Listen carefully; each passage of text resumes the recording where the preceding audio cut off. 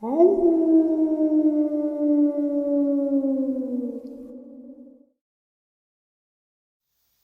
and salutations, everyone. I hope everyone is doing well, and welcome to this night ending bonus. Before we jump into it, a couple quick links. As many of you know, I rely on Patreon, PayPal, channel membership, and the merch to help the channel to continue to grow and go. Links to Patreon, PayPal, and the membership is in the description below. Merch displayed directly under the video. Also, Dogman Frightening Encounters, Volume 1 through 3, the audiobook versions. They were written and researched by Tom Lyons, narrated and produced by me, Jeff Nadolny.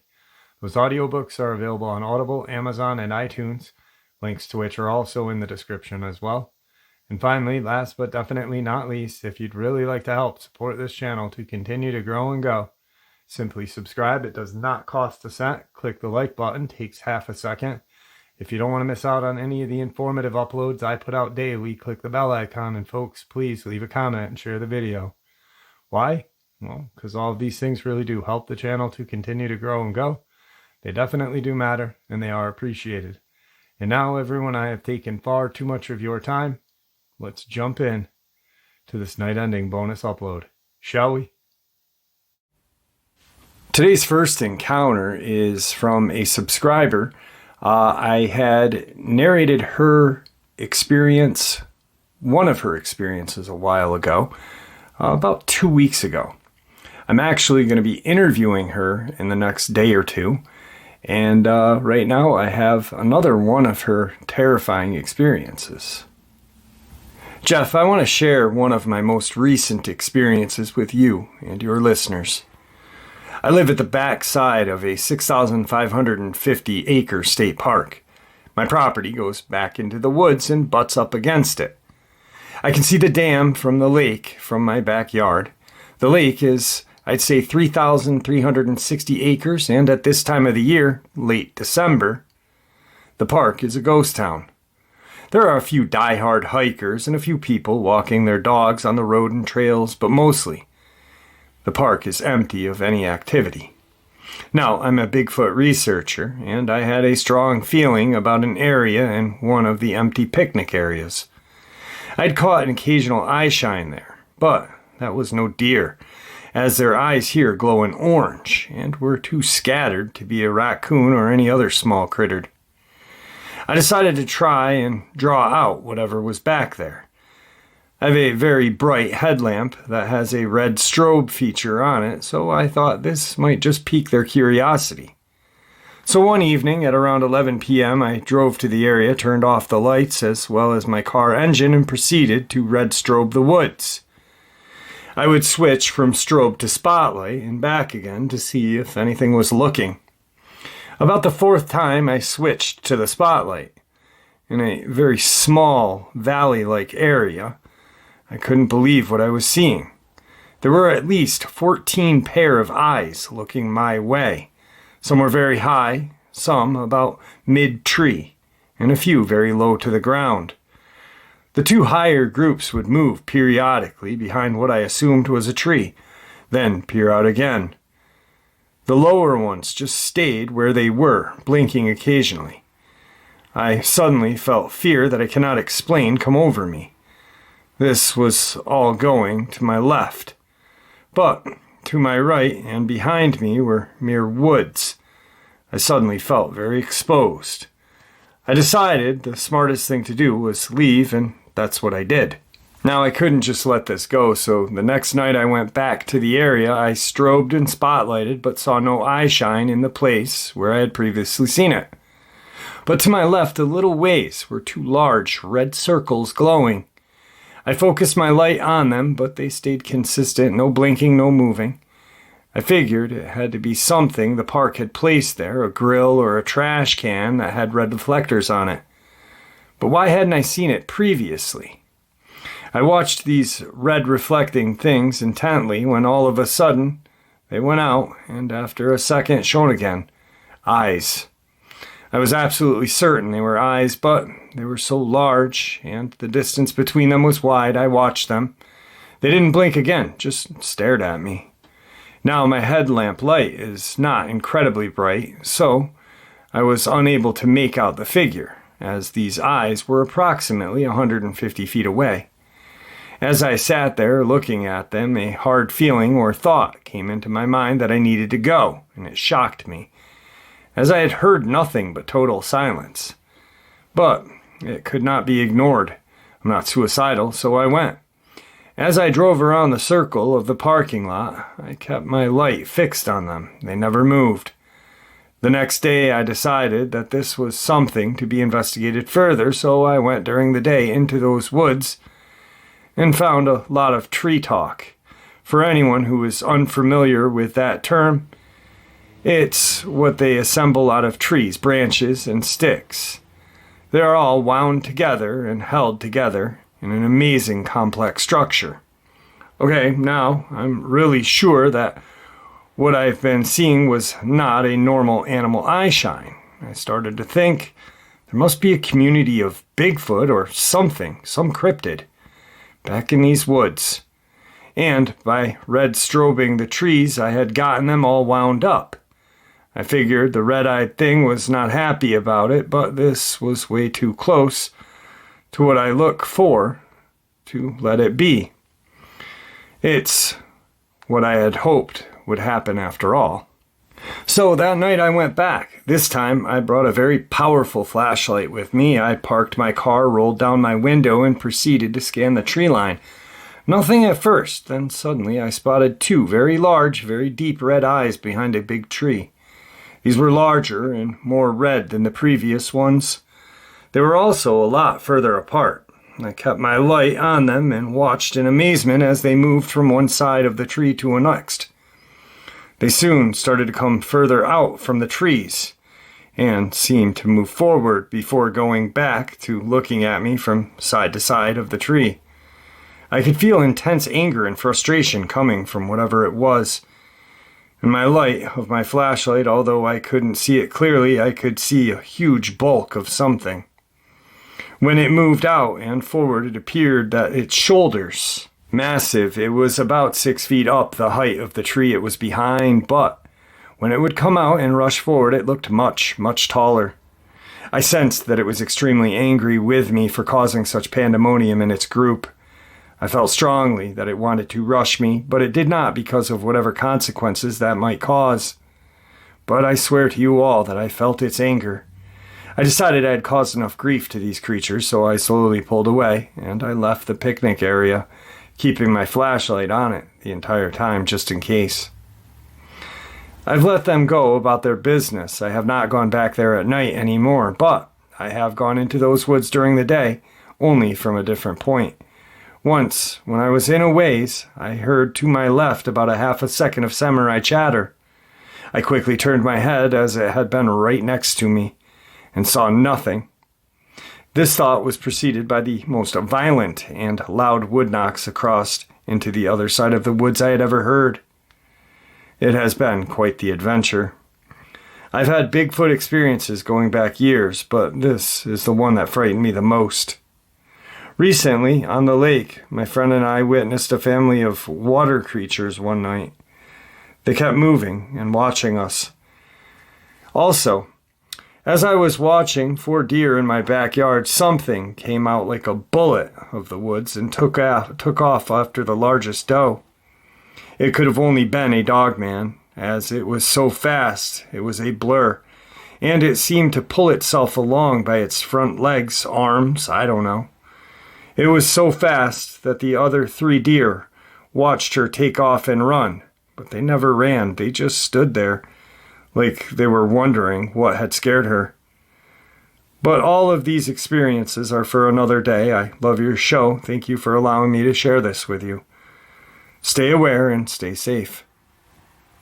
Now, like I just said at the beginning of that, I am going to be interviewing her later on tonight, and that will be uploaded for Monday morning.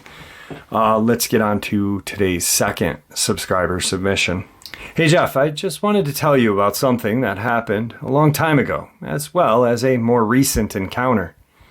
I'm from South Mississippi, but where I grew up was very rural.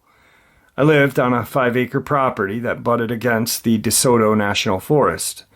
The property belonged to my church, which also had a pretty nice house that was designated for the pastor and his family. My dad was the said pastor. We had one neighbor, and a few more further down the road, but it was pretty wild out there. My first encounter happened when I was 12 years old, although I'd say it was more of a sighting. This was only a few weeks after Hurricane Katrina. Power was still out.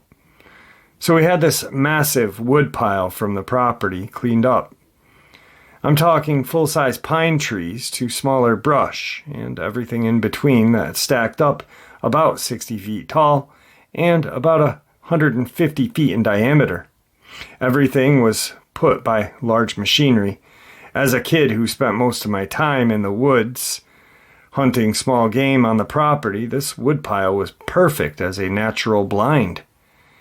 It had multiple little caves that were just big enough to fit into, and some even tunneled around deeper into it.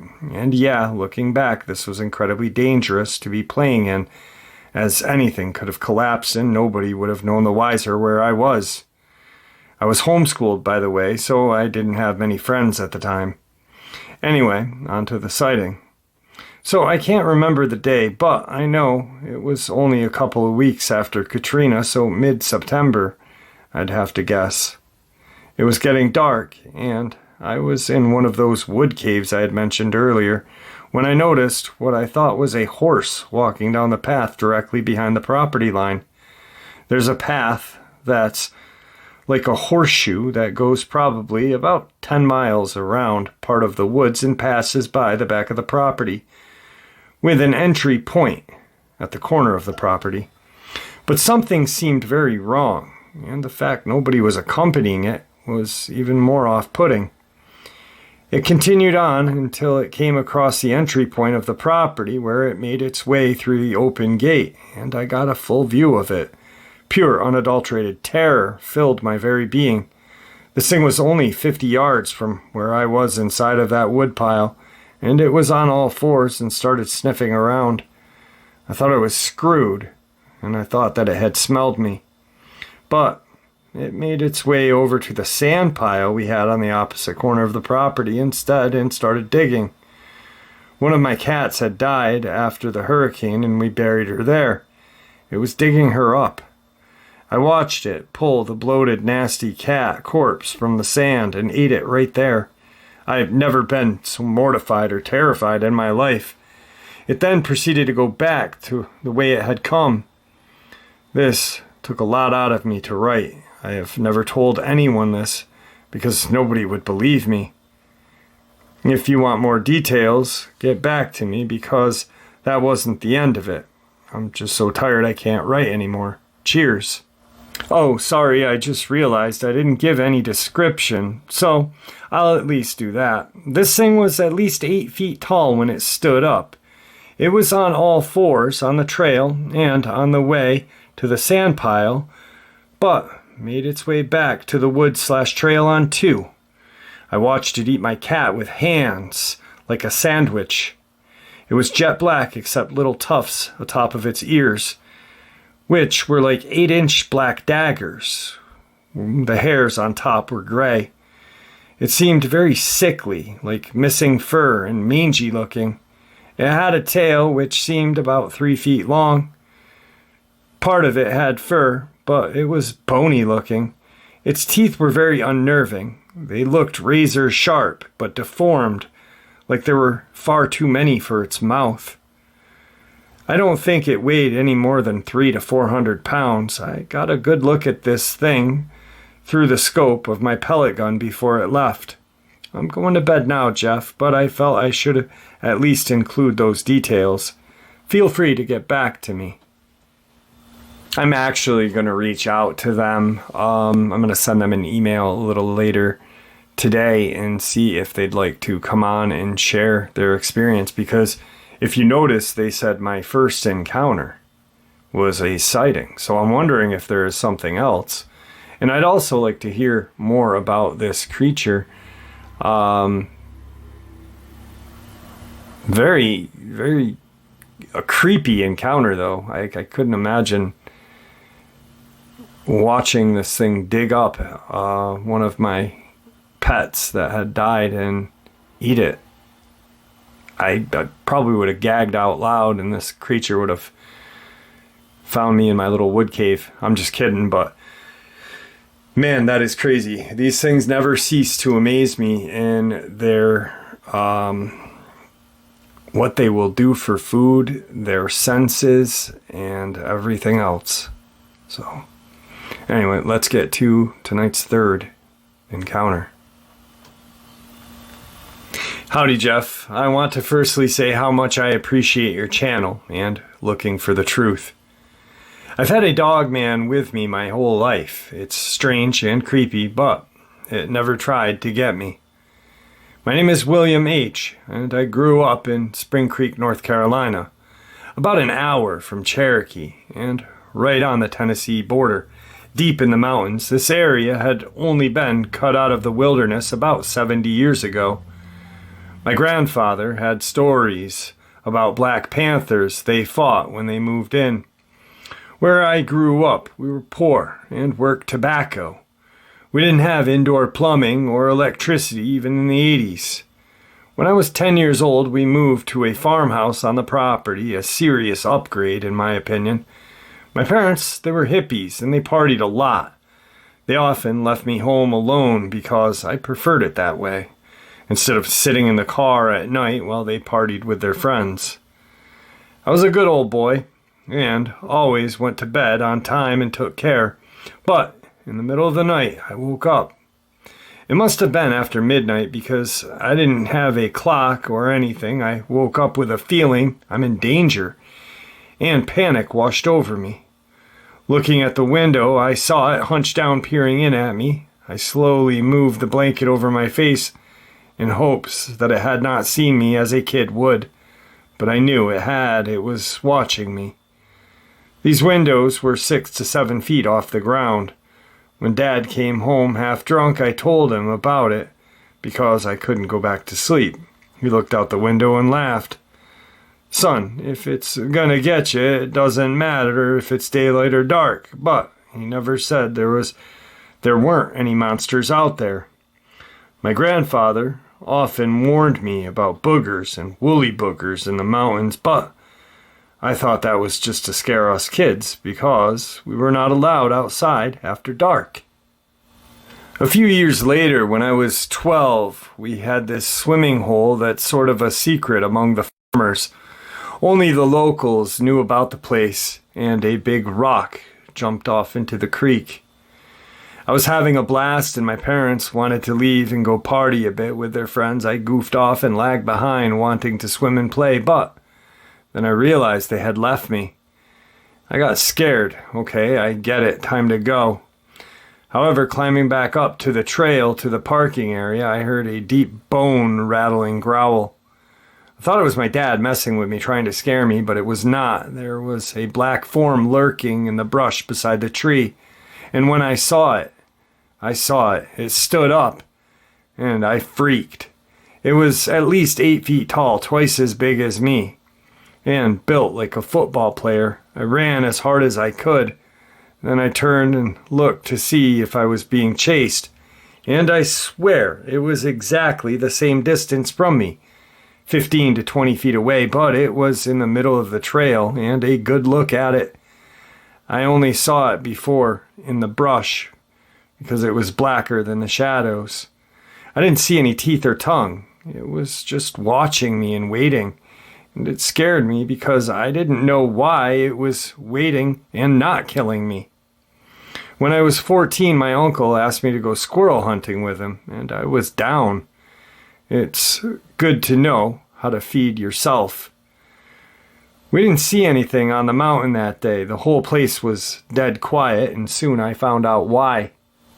A thunderstorm was moving in, and we decided to haul off and go home. It started to get dark in the woods. And when we walked down the old logging road, we saw it, standing in the middle of the path looking at us. My uncle dropped his flashlight and shotgun, and I thought he just got us killed because I only had a .22 long rifle, and I was not about to shoot at this thing and make it mad. He refuses to speak of it to this day. It shook him that bad. But weird thing is, I saw golden eyes. He saw red eyes. My father used to tease his brother a lot. Old Red Eyes is watching you. And my uncle hated that, so he never spoke of it. Seems like it came to check on me every couple of years. And I know it's the same one. It's never aggressive or threatening towards me. But it's followed me a lot. I left home to work all over the South, building steakhouses and such. When I came back home after my father had passed and moved in, I saw him again. I was leaving offerings at a stone on the mountain, such as shiny stones and sometimes dried meat. It's always gone.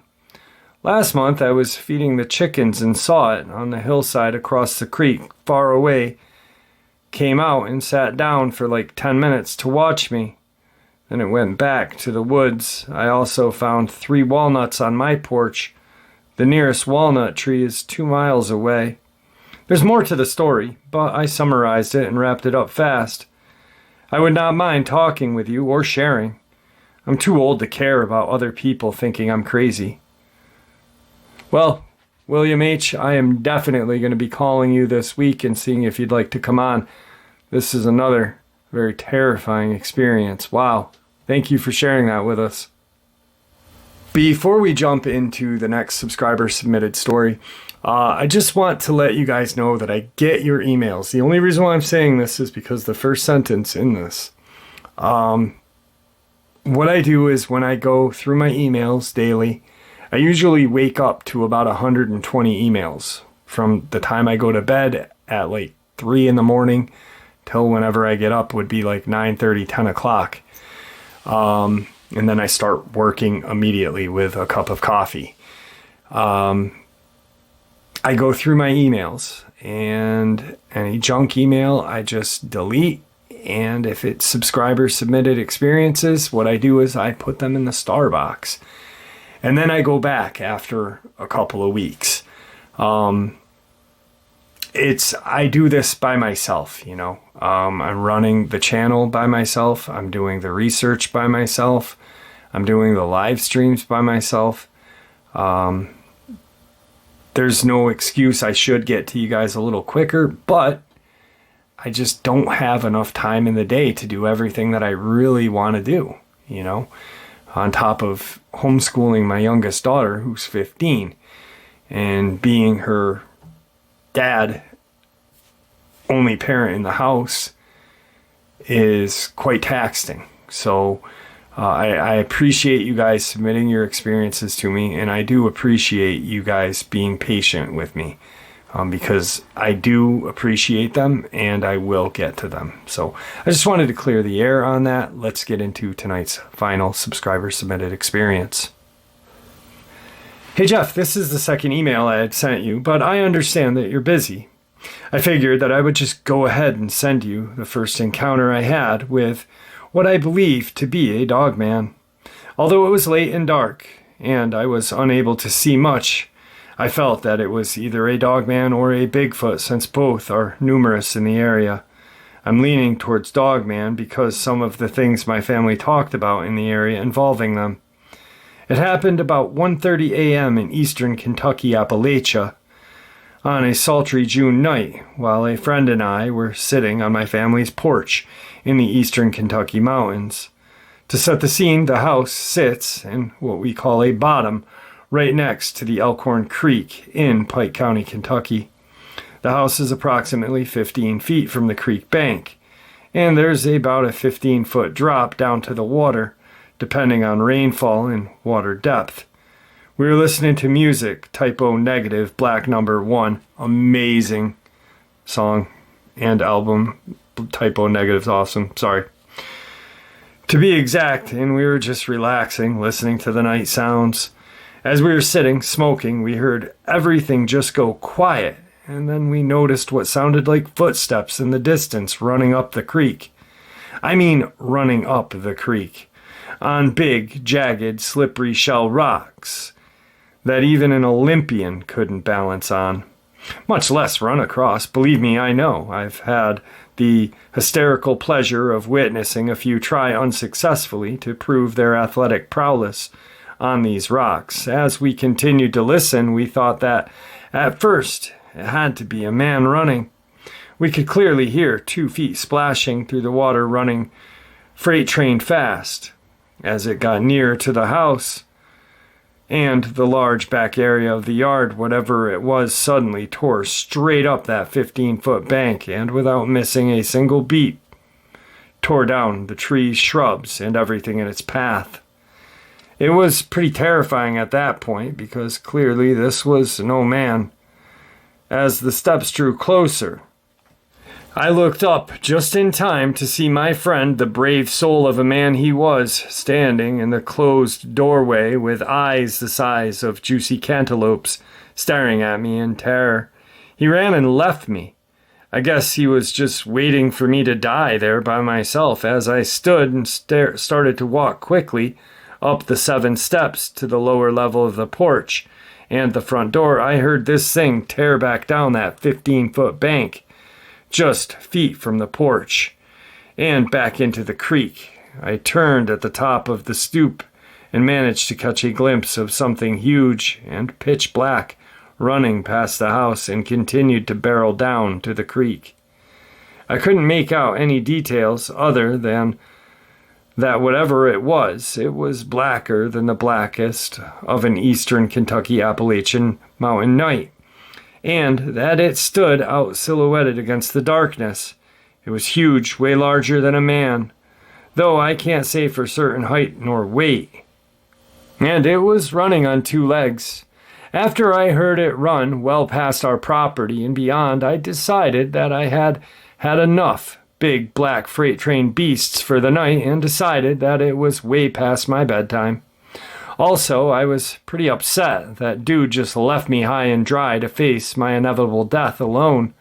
I did manage to pretend to be brave long enough to walk back down the stairs to the porch to turn off the radio, even though every part of my body was screaming to run in the opposite direction back towards the door and the safety of my house.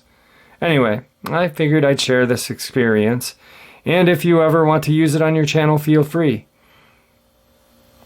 I know that it's not super exciting, but it was sure enough to jolt my nervous system. I have a second encounter that's similar, involving something pushing an entire tree across the road from the same house one evening. I was out wandering alone, and a plethora of terrifying paranormal experiences if you're ever interested. Anyway, thank you for your time, and God bless you and the entire Dogman family. And there you have it, folks. I hope you all enjoyed this night-ending bonus as much as I enjoyed sharing it with you. I'd like to thank you for supporting the channel. It is your support that keeps this channel growing and going, and what gives us all a place and a chance to share our experiences and theories judgment-free. Everyone is simply treated with the respect that we deserve. Please stay safe, happy, healthy, and ever vigilant, keeping an eye on our children, pets, family, and our friends. These creatures are real, they are out there, and they are dangerous. Share this information with those you love and care about, and it may just help save their lives someday. Until next time, never stop asking questions, never stop searching for the truth, and God bless you all.